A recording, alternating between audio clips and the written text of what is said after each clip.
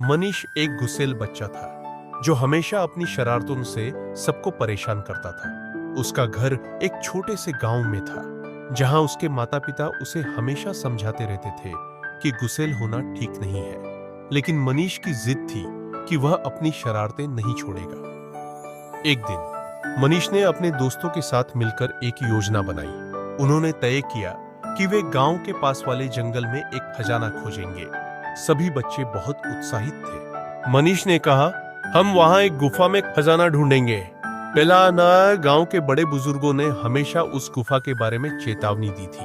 उन्होंने कहा था कि वहां भूत प्रेत रहते हैं, लेकिन मनीष को इन बातों से कोई फर्क नहीं पड़ा। वह अपने दोस्तों के साथ जंगल की ओर बढ़ा। जंगल में पहुंचते ही मनीष ने एक पुरानी मानचित्र निकाली जिसे उसने अपने दादा से पाया था।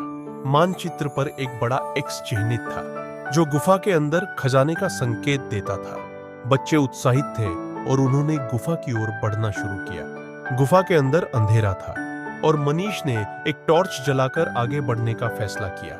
जैसे ही वे अंदर गए, उन्हें अजीब आवाजें सुनाई देने लगी। मनीष का दिल तेजी से धड़कने लगा, लेकिन उसने हिम्मत नहीं हारी। अचानक उन्हें एक चमकदार वस्तु दिखाई दी। मनीष ने उसे छूने की कोशिश की, लेकिन तभी एक भूत उनके सामने प्रकट हुआ।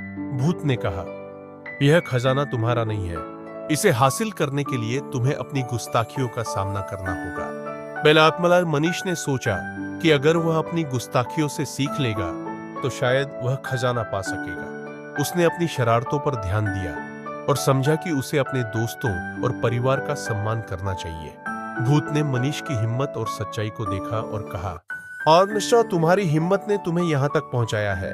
खजाना तुम्हारा है, लेकिन इसे सही तरीके से इस्तेमाल करना।